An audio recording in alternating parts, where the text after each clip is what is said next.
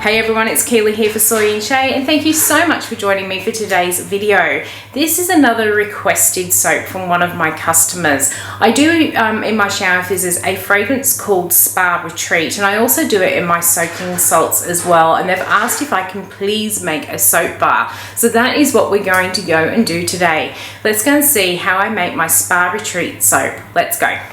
Okay, so we're all set up to make this Spa Retreat soap. We've got the oils down to room temperature. I am adding in my lye water. There's a lot of noise in the background because the cafe next door is closing up and they're chaining things. I'll get this mixed in and then hopefully we'll have a bit of quiet.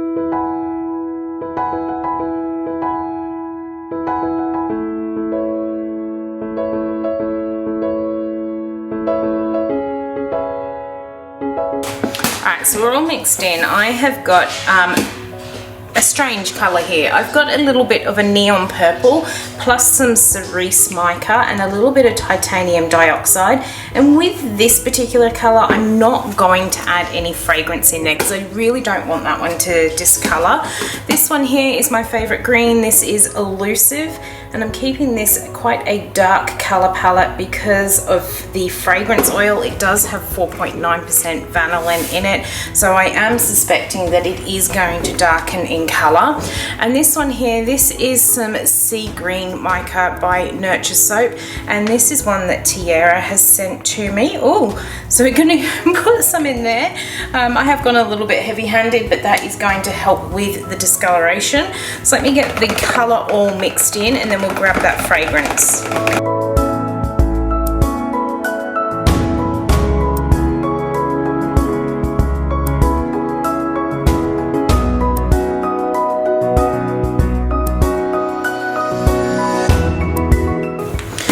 So give them a bit of an extra stir with the spatula just to make sure that all of the mica is up from off the bottom and all of the uncoloured soap which gets stuck to the sides is all mixed in.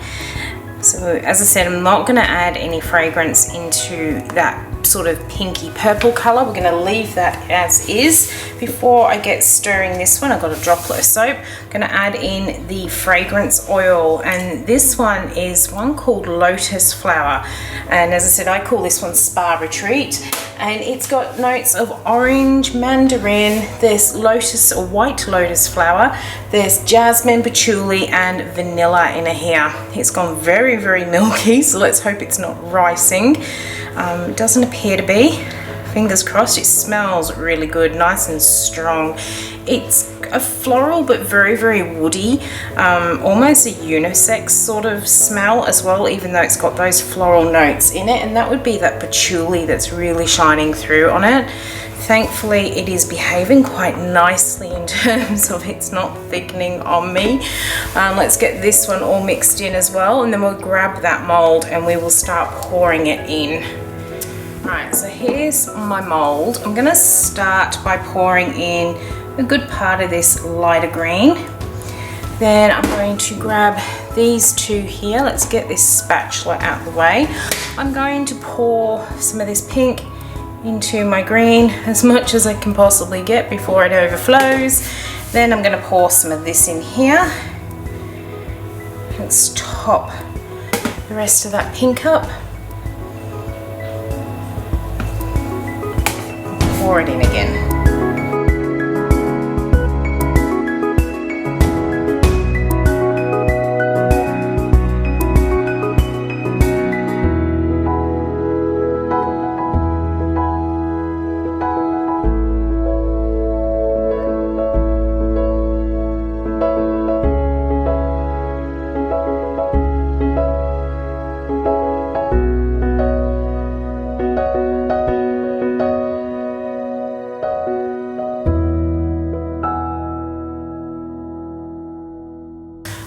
Okay, so I'm going to have to leave this sit here for probably 5 or 10 minutes because it is super fluid, and then I'll come back and we'll pop our little embeds on the top.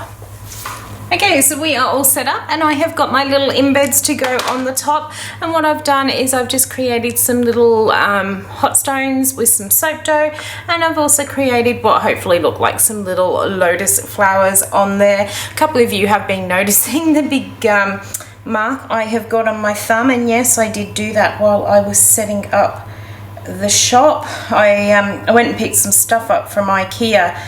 Oh, the pedal fell off, that's right, it looks okay.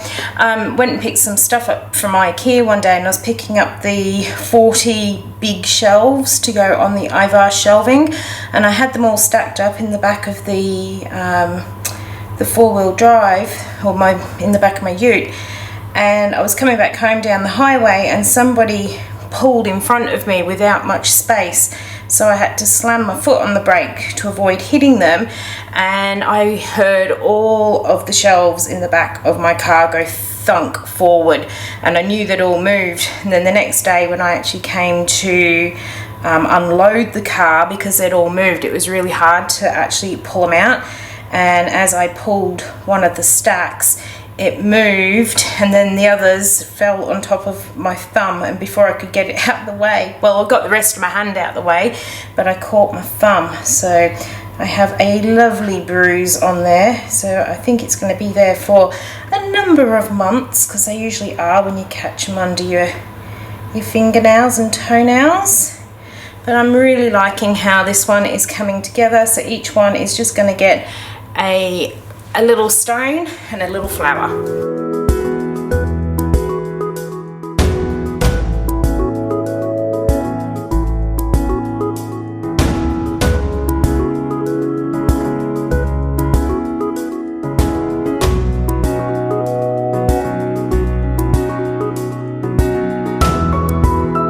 Okay, so there is the top of Spa Retreat. I'm not going to put any glitter or anything on there. I really like how the top of this one has come out.